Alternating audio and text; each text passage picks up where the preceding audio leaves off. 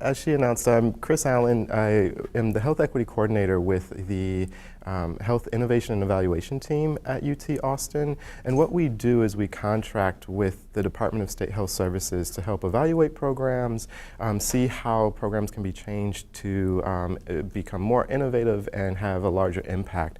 And so my role as a Health Equity Coordinator, working with the State Health Department, is to really look at some of the health inequities that exist when it comes to HIV transmission across the state. And one of the largest inequities that you'll see in HIV is within the Black community. And so we'll talk a lot about that today and really highlight some of those inequities. And so I'm not going to spend a lot of time on data because I know you've probably seen a lot of data. The data hasn't changed a lot over the past few years. So if you've heard it once, you'll hear it 1,000 times.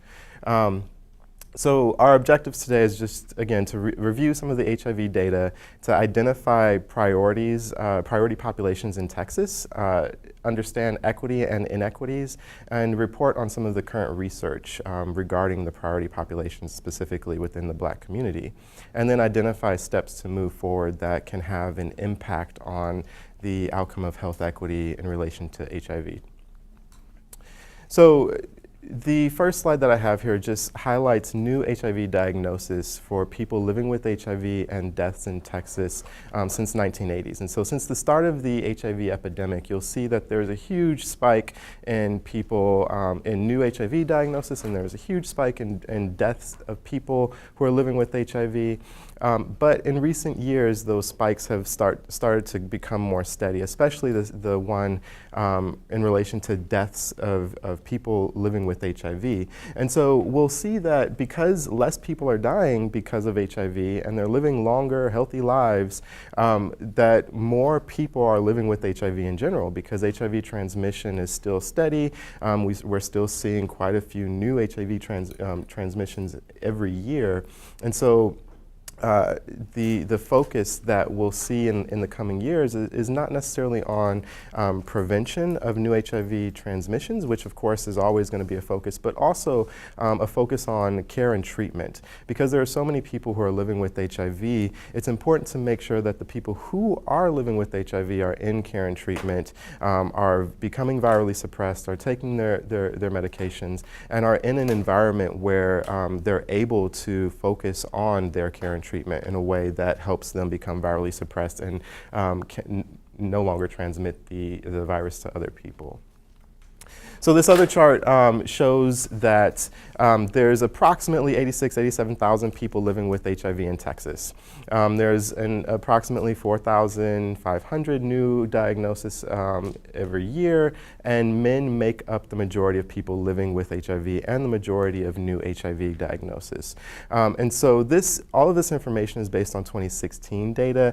2017 data is slowly coming out, and all of that should be available on the Department of State Health Services website in July of 2018, so next month.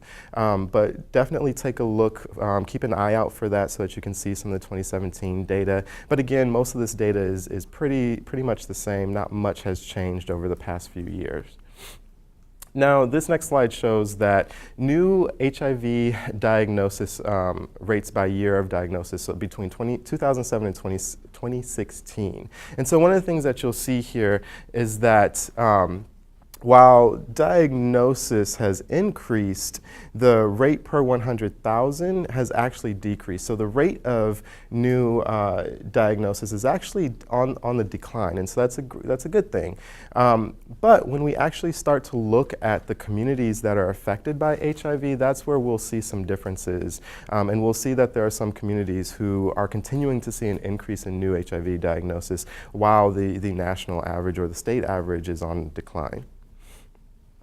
And again, this is HIV diagnosis rates by sex and year of diagnosis between 2007 and 2016. And so again, for the past decade, you'll actually see that women in general their rates have decreased. And the rates for men have pretty much stayed the same. And so there's not a lot of statistical differences there as far as new rates for men. However, the rates for women have started to go down, and that's a great thing. And we'll also see that for Black women, HIV rates have really gone down quite a bit. And so while there's still a priority population and there's still an equity when it comes to new HIV infections among that community, there's something that's being done that's right, because it's having an impact on HIV diagnosis for that community. HIV diagnosis rates by race and year of diagnosis between 2007 and 2016. And so again, this is just by race. And so one of the things that we want to highlight is that all of the groups, white individuals, Black and other, have generally gone down except Hispanic. The Hispanic community, you'll see that the rates have pretty much stayed steady. There was an increase and then a slight decline, but for the past decade, the rates have not necessarily changed much. And one of the things to really look at is that while the rates of new HIV diagnosis for Black individuals has decreased, there's still a huge discrepancy when it comes to the rates for Black individuals compared to their white and Hispanic counterparts. And when you actually take into consideration that African American communities are only 11% of the population, these rates of infection become even more stark when you're thinking about health inequities in relation to HIV.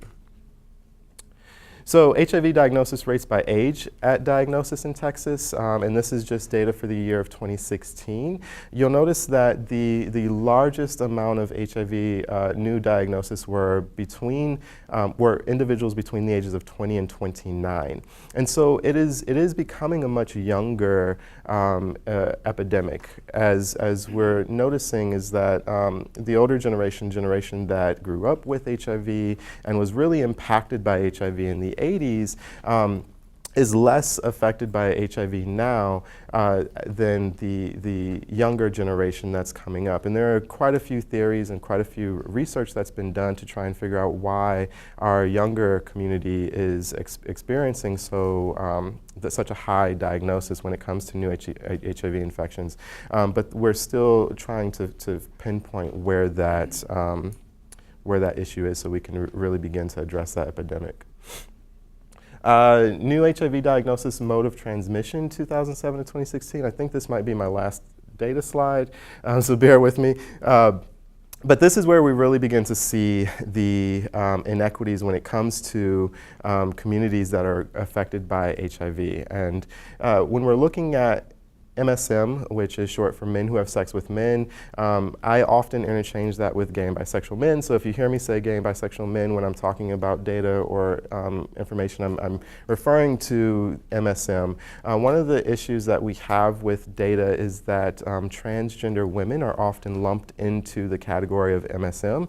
And so that can often skew the data, and it can often make that community invisible because we do know that transgender women are affected by HIV at much higher rates than any other community across the country, across the state.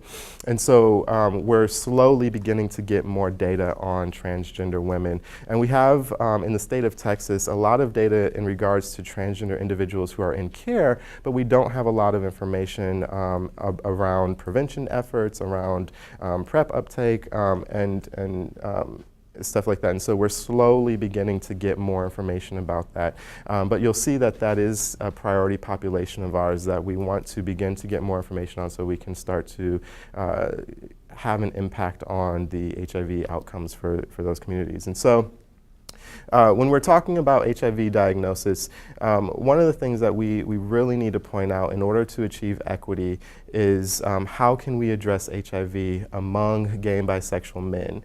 We're seeing intravenous drug users, that's IDU, their rates are on decline. MSM IDU, those rates are pretty much steady going across, and rates for heterosexual individuals are also on the decline. And so when we're thinking about achieving equity and how can we decrease that gap so outcomes are the same across the board, we really need to figure out what is not working for gay and bisexual men that is working for our heterosexual community. And then when we're thinking about, I lied, I'm sorry, that was not my last data set. When we're thinking about new HIV diagnosis by mode of transmission and sex in 2016, so when we're looking at women, you'll see that heterosexual infection is the largest mode of transmission, and for men, you'll see that gay and bisexual men, or MSM, is the largest mode of transmission. And so again, when we're talking about HIV infection, when we're talking about the largest group of people who are living with HIV and the largest group of people who are part of the newly diagnosed are men, we go dig a little deeper and we see that of men who are living with HIV and of men who are newly diagnosed in 2016, the largest chunk is gay and bisexual men. And so when we're thinking about race, well, this is where we see that largest inequity. And so rates per 100,000, we see that the black community has the largest rates per 100,000. And so it's a huge inequity that we, again, need to begin to address. And so talking about HIV within the black community, the black community is carrying the largest burden or the largest prevalence of HIV compared to their other white and Hispanic counterparts. So people living with HIV by mode of transmission, we see that MSM are the largest group of people who are living with HIV, and this is all people living with HIV in Texas. You have intravenous drug users, you have heterosexual individuals with the second largest amount here, and then MSM intravenous drug users. And so this one is often lumped together because that dual mode of transmission, it's hard to identify which one is the cause of HIV infection. And so they're lumped together in that one category. So to talk about the priority populations in Texas, the state of Texas, the Department of State Health Services HIV, STD, TB branch has identified 5 priority populations, and these priority populations were identified with the help of the Texas HIV Syndicate. And the Texas HIV Syndicate is the planning body that the state uses to help plan and advise them on different activities and funding decisions in relation to HIV and STD, Hep C decisions. And so it's partly a CDC requirement for state funding, but it's also one way that the state engages communities from across the state to begin to have a discussion about what's going on in your communities and how can we as the state health department really begin to have an impact in those communities. And so based on those conversations, they have identified 5 priority populations. Black gay and bisexual men, Latino gay and bisexual men, white gay and bisexual men, black women, and transgender individuals. And so of these priority populations, because I'm here to speak about HIV in the black community, the priority populations that I'll talk about is the black gay and bisexual men and then black women. And then I'll talk a little bit about transgender individuals. As I mentioned, a lot of the information in regards to research lumps them in with MSM, and so we're still beginning to see the tip of the iceberg when it comes to the impact of HIV within the transgender community. So when we're looking at these 2 charts show the based on race and ethnicity and based on priority group, who has been, when they're diagnosed with HIV, had at least 1 lab visit, have been retained into care, meaning that they've continued to have visits with their physician, has become virally suppressed, meaning that they're taking their HIV medication on a regular basis in a way that the medication is suppressing the virus within their system. And then the suppressed out of retained. And so one of the things that I want to really point out in this is that when you're looking at the race ethnicity, black individuals have at least 1 lab visit at a rate that is higher than their Hispanic counterparts. However, they're retained in care less and then achieve virus suppression at lower rates than their Hispanic counterparts. And so when we're really thinking about this continuum of care and how do we continue to engage our Black community within this continuum of care, we really need to identify what is it that is causing them not to stay in care once they have their first lab visit, and what is causing them not to be become virally suppressed even when they are retained in care. And then when we're looking at the priority group, and it's separated again by Black MSM and Black women, we see that Black women, aside from white MSM, have the highest rates of actually going into a doctor's visit after being diagnosed with HIV and are retained in care at higher rates. However, when it comes down to being virally suppressed, their rates drop considerably also. And so what is it that is causing Black women to not be virally suppressed, even though they're entering into the medical system and being retained in care at higher rates than some of the other communities. And then when we're looking at Black MSM, again, those rates are lowest among all of the other priority populations. So I'm sure a lot of you have seen this image or a similar image before when we're talking about equality versus equity. One of the things that we really need to point out when we're talking about engaging people into care, when we're talking about care and treatment, when we're even talking about prevention efforts, is that treating people the same across the board does not achieve equity. And so when we're thinking about what is it that we need to do in order to achieve equity, we have to step away from this sense of fairness. We have to get out of that mindset of everyone deserves the same treatment. Because while it sounds great and it makes you feel good, not everyone wants the same treatment. If I'm going into my physician, I prefer a more informal environment. I don't want to hear any medical terms. I don't want to hear, what some alternatives are. I want to know what my doctor's recommendation is, and that's what I want to hear. That's all I want to hear. Other people might not want that, and so if I'm going in there and if I'm a provider and I'm treating people the way I want to be treated, that might cause someone not to be engaged in care in a way that I would be engaged in care. And so the thought of treating people the way you want to be treated sounds great, but it doesn't equate to equity.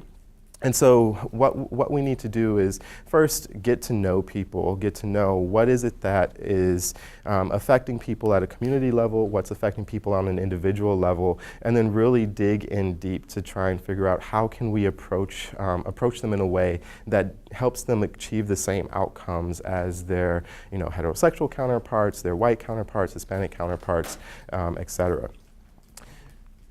And speaking of, one of the words that we often use interchangeably is disparity and health and inequity. And so while a health inequity is a health disparity, not all health disparities are health inequities. And so an example of that is a health inequity is something that is preventable. It's unjust. It's something that we need to take action to address and get rid of. A health disparity is something that is often biological. It's unpreventable. And an example is men and prostate cancer.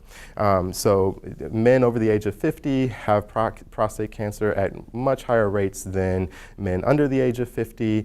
And much higher rates than women, of course, because it's biological. And so that's something that is not going to change. We're never going to be able to get men over the age of 50 to have the same rates of prostate cancer as women. It's impossible. And so that's a health disparity that is not a health inequity. However, a health inequity is what we've been talking about in relation to HIV rates. The Black community having a higher prevalence of HIV is something that is unjust. It is preventable, and it's something that needs to be addressed so that it doesn't continue and persist.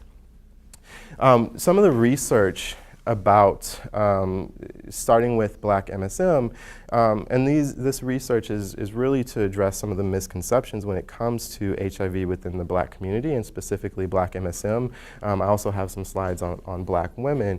So Black gay and bisexual men have an increased chance of being exposed to HIV because of the larger number of MSM living with HIV.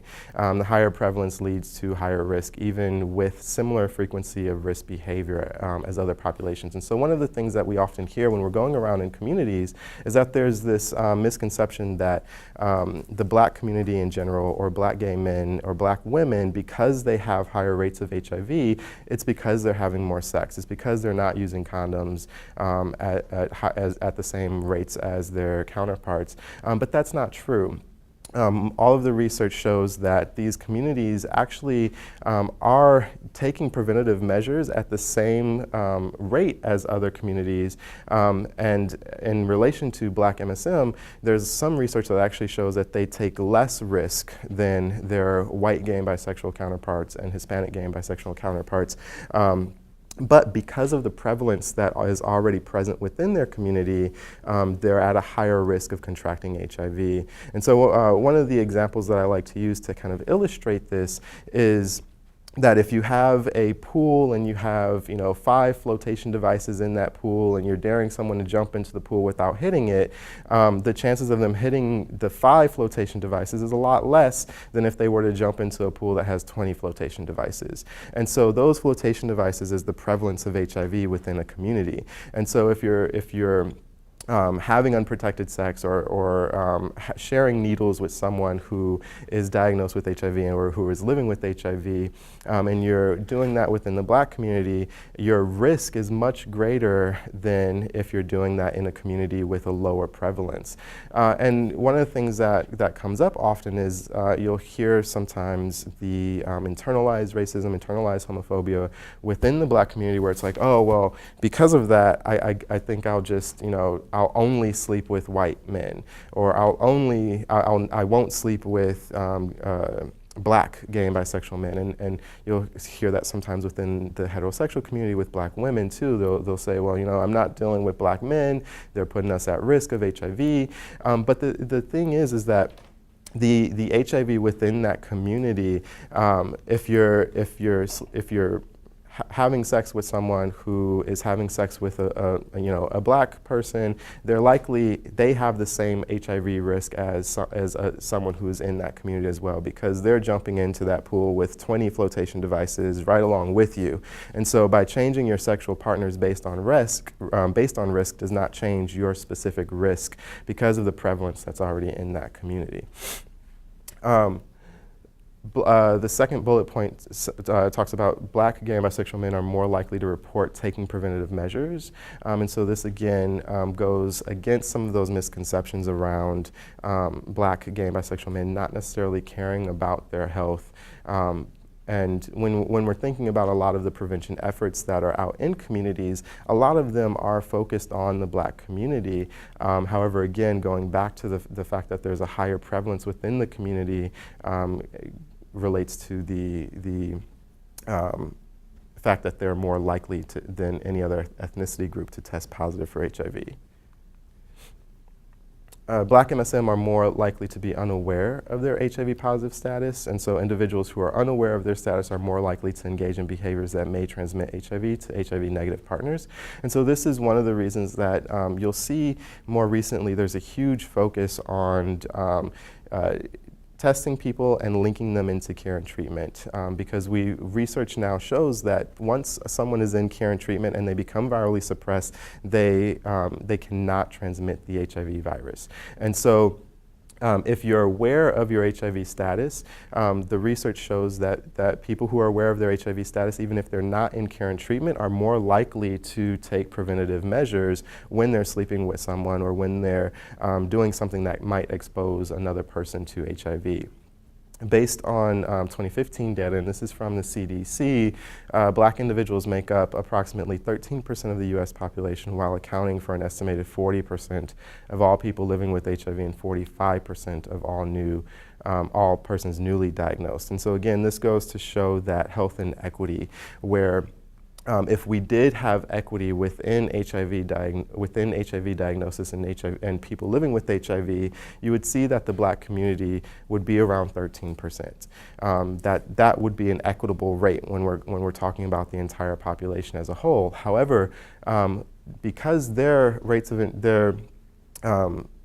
the percentage of them of the Black community living with HIV is at 40%, and 45% of all persons newly diagnosed. This is where we really see that inequity, and we really need to figure out exactly what we can do to begin to address this so that that number goes down.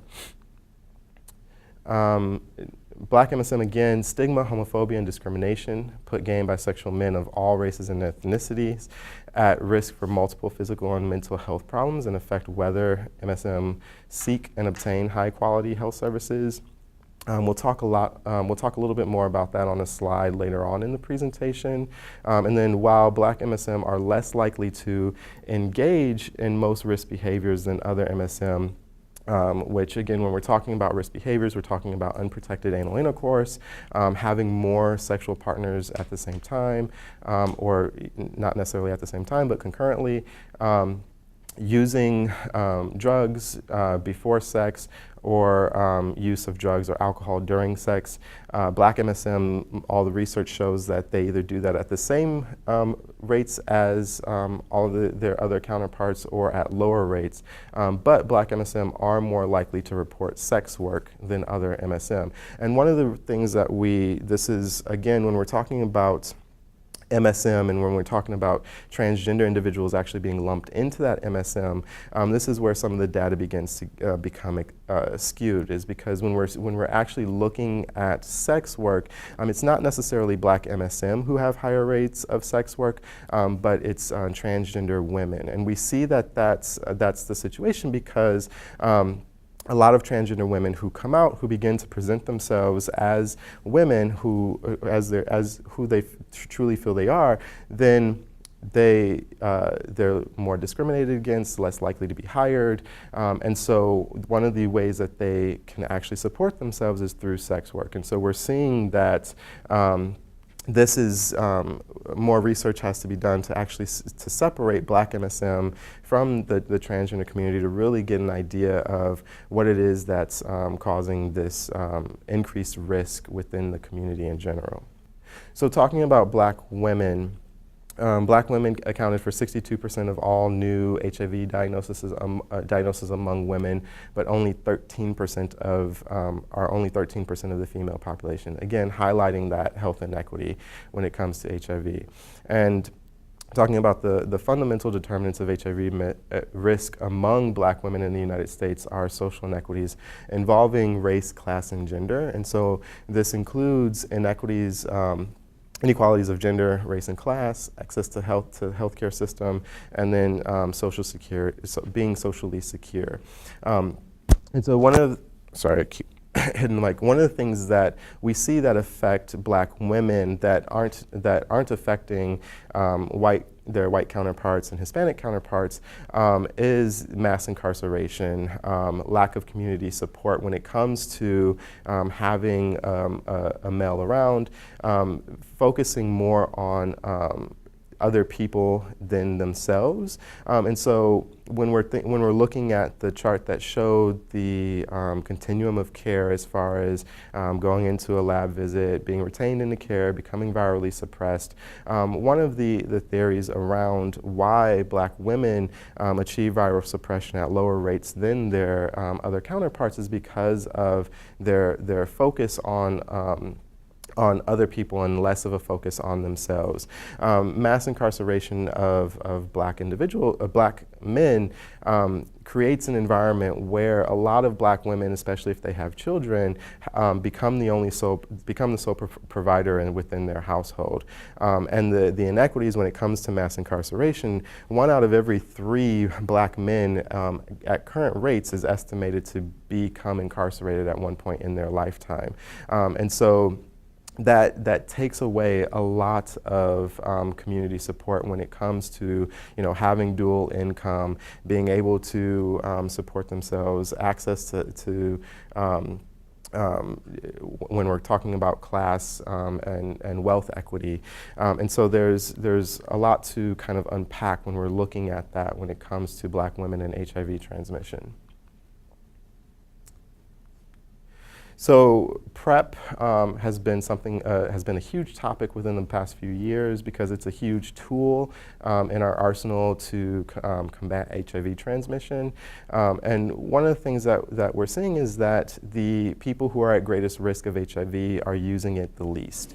We're seeing that PrEP has become something that a lot of what we consider really the worried well are really taking on and embracing, but individuals who are at highest risk of contracting HIV are not necessarily either aware of it or taking advantage of it. And there's multiple reasons for that. And so there's been a study that included Black MSM and transgender women, and of course, and they did actually differentiate between the two, found that 39% of participants were aware of PrEP, but only about 4.6, about 5% were currently taking PrEP.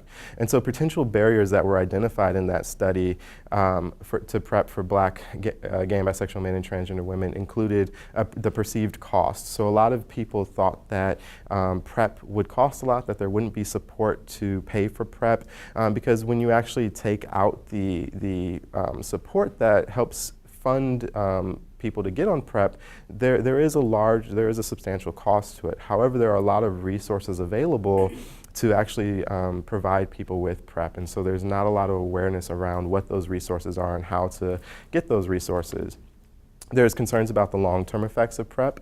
And so one of the things that you'll hear a lot of prevention workers talk about is the seasons of risk. And so there's a misconception that you have to be on PrEP for the rest of your life if you start taking PrEP. And that's not necessarily the case. And so, you know, if I were a single individual and I were out dating and I were having casual sex, that's considered a season of risk, and that would be a great opportunity for me to actually be on PrEP because I'm more likely to be exposed to HIV during those encounters than I would be if I'm in a mutually monogamous relationship with someone who is HIV negative. And so there's, for individuals who are not in a serodiscordant relationship, the idea of being on PrEP for the rest of your life is actually not the case. And so while we do know what the long-term effects are of the medication Truvada that's used for PrEP, because it's been around for years for people who are living with HIV, there's this misconception that it's a new drug and we don't have a lot of research on how it will impact our bodies.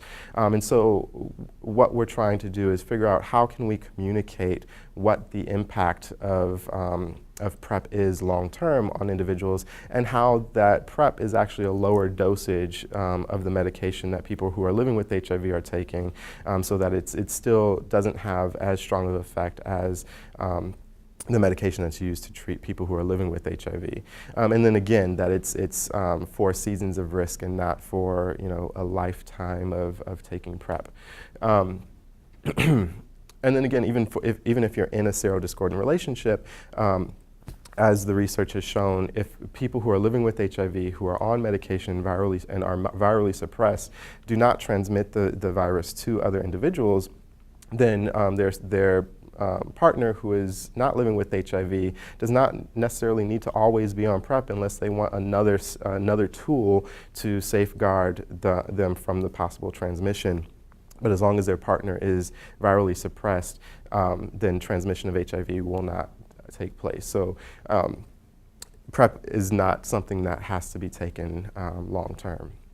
And then there's been concerns about having to take a pill every day, forgetting to take that pill on a regular basis, and the impact of that. How does that affect you? Excuse me. How does that affect its ability to prevent the transmission of HIV if you're not taking it regularly? And again, there are actually studies that show that even if you're not taking it on a daily basis, but you're taking it 5 times a week, it's still about 80% effective at preventing the transmission of HIV. And then concerns that people might assume the medication is to treat HIV. And so this has been a huge concern in conversations that we've had across the state, is that because the medication that is used as PrEP is Truvada, and it is a medication that's used to treat HIV with people who are living with HIV, there's fear that if someone were to be nosy in their bathroom or to see it in their bedroom, they would automatically assume, oh, you have HIV. And then that stigma that is associated with HIV comes into play. And there's that fear of being associated with living with HIV because you have this medication. And so that boils down to, again, that HIV stigma. So, talking about health inequities, race, and discrimination. So, health inequities persist because they're built into our systems. When we're thinking about HIV, and when we're thinking about in the 80s when HIV became a huge deal, it first focused on HIV within the white community.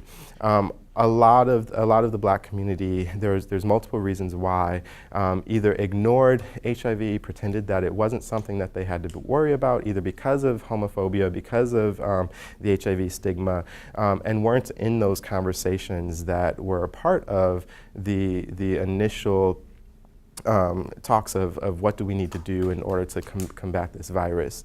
And so systems were built that primarily focused on addressing HIV for white individuals, and more specifically white gay and bisexual individuals. And that's one of the reasons why we see that white MSM have the best outcomes when it comes to HIV care and treatment and HIV prevention.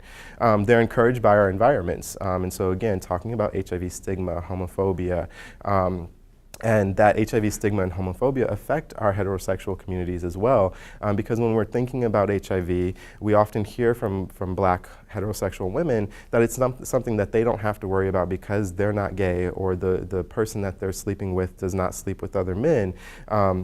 And there's that lack of knowledge around the prevalence within their community that already exists, or how HIV is transmitted. And so one of the things that I do want to make sure I mention is that black women are not at high risk because the men that they're sleeping with, or black men, are on the DL or are sleeping with other men. It's again because of the HIV prevalence that's within the community. HIV can be transmitted through heterosexual sex. And is not only transmitted through same-sex encounters of two men. And there's that misconception there that creates, and it's built on, based on homophobia, HIV stigma, that continues to allow heterosexual individuals to be at risk and not know that they're at risk. And then there's often inaction in the face of need. And so, again, instead of being proactive, identifying when things are beginning to change, and looking at the climate, we're often reactive to certain information. And so when we're seeing that rates of infection for Hispanic individuals are staying steady while all other ethnic groups in general are declining, one of the things we need to really look at is what's going on within our Hispanic community, and who within our Hispanic community is being affected most by HIV, so that we're not being reactive when all of a sudden we see this huge spike in HIV. And then again, when we're looking at the black community, and when we're looking at black gay and bisexual men, and we're seeing that they're on a constant incline compared to our other communities, our other priority communities, we need to not be reactionary, but we need to try and identify that with the use of data, with the use of surveillance, to see what is needed in order to begin to address this. And so working within systems, one of the things that we often talk about is that if a system is not working for you, we have to work within the system to change it. There's often even more radical beliefs that we have to dismantle the system and rebuild it in order to make sure that it works equitably across the board. But health equity is a feature not of people but of systems. And so when we're thinking about our systems that are in place, we need to make sure that people within those systems have access to economic, educational, and political opportunities, increased capacity to make decisions and affect change for themselves, their families, and the communities, social and environmental safety where they live, learn, work, worship, and play, and culturally competent and appropriate health care when the need arises. Barriers to these needs need to be addressed in order to achieve equity. And so when we're thinking about the healthcare system, if what's being provided is not culturally appropriate or competent, or not taking a historical context into the approach of providing health care to individuals, then the system is not working for those individuals. And so, specifically with the Black community and the healthcare system, we really need to take a look at that historical context to really understand why the Black community has poorer outcomes in general when they interact with the medical system. I have a couple of quotes for you. This one is for the Center for American Progress. And it says that the racial HIV gap and the racial health gap in general is strongly correlated with the racial wealth gap, which in turn is the direct outcome of both historical and contemporary processes of segregation in housing, education, employment, and healthcare, as well as racially skewed mass incarceration. And then the second quote from the director of the Brown Center for Students of Color at Brown University is that when we talk about these things, we talk about them as if they happened by accident, but there is an architect to our society where people live, where resources are allocated, where environmental hazards are placed, what building materials are used.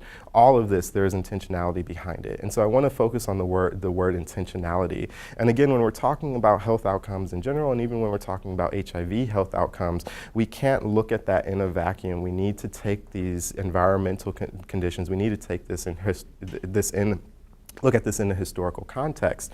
And so we have to, in Austin, a lot of cities have this same kind of scenario, but in Austin, the city council, way back in the, I believe, the 60s or 70s, basically forced people of color to move from the west side to the east side by denying them city utilities.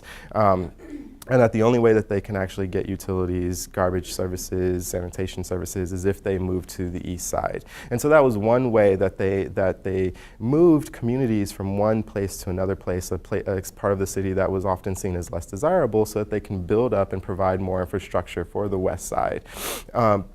And then we see this also with gentrification when we're rebuilding neighborhoods and we're putting in stores and shops that are often inaccessible for people who have a lower income, or for people who are originally in those neighborhoods, causing property taxes to increase, causing them to have to look elsewhere in order to survive and provide for their family, moving them to less desirable environments. And so there is an architect and an intentionality behind all of that, and whether it is actually intentional or a byproduct of our actions, it's something that needs to be actually examined, because it has an impact on health outcomes. And then again, when we're talking about the resources. And one of the things that we know is that about approximately 80% of wealth is inherited. There's not a lot of wealth that is actually created. And so when we're thinking about inherited wealth, we have to look back at our history to understand that Black communities did not have access to actually accumulating wealth and building wealth until the past few decades, through Jim Crow laws, through segregation, through only the past 3 or 4 generations have actually had access to a higher education. We have to actually take that into consideration and understand that there's a huge wealth gap there, and it's not something that can necessarily be eliminated overnight, but it's something to take into consideration when we're thinking about access to wealth, and we're thinking about access to resources, and how we can help communities strengthen themselves and actually begin to build wealth, and to begin to become more autonomous, and actually be able to focus on health outcomes and not necessarily focus on survival. And so I'm sure you all are familiar with social determinants of health, which are, economic stability, education, food, healthcare systems. One of the things I do want to talk with you about is the social determinants of health and HIV. And so this it comes out of research that was done by Dr. William Jeffries from the CDC and Dr. Gary Hollander out of Diverse and Resilient in Wisconsin, where they noticed specifically within the Black community of gay and bisexual men, there's a huge spike of HIV.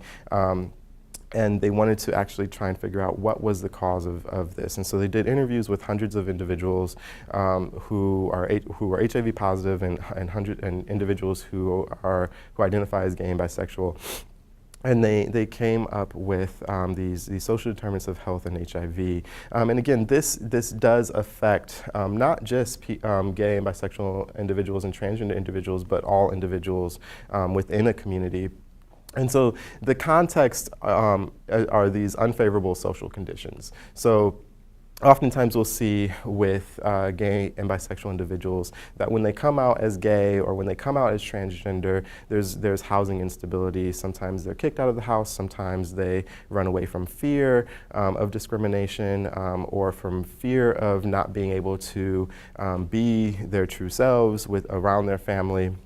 And so there's often housing instability, and for transgender individuals, this isn't necessarily something that stops at adulthood. So there's oftentimes housing discrimination that we still see for transgender individuals and even people who identify as gay and bisexual. And so in order to find stability, we often see some of these consequences, which are these risk behaviors. There's HIV stigma, and again, HIV stigma affects everyone within the community because it's often associated with being gay or bisexual. It's often associated with activities that are taboo. And people think that, oh, well, if you don't want to become HIV positive, then don't do whatever you're doing that can give you HIV. So there's that stigma around that. There's insufficient school sexuality education. And so one of the things that we saw from this specific research is that grown men in their 40s and 50s didn't actually understand how HIV was transmitted. They thought that by the act of sleeping with another man created HIV, and that because they were gay, that they were going to get HIV no matter what. And so what was the point of trying to protect yourself against it? And that's something that we often hear with our younger communities too, is that their families will, when they come out, will say, oh, well, you're going to get HIV. And it's not one of those things of, oh, well, make sure you protect yourself against this. It's, oh, you're going to get it because you are gay. And so there's not a lot of information provided within schools and provided within homes that provide people with the information they need in order to understand how HIV is transmitted, how to prevent from getting HIV and other STDs for that matter. And so it leads to risk behavior or misinformation where they don't know what to protect against.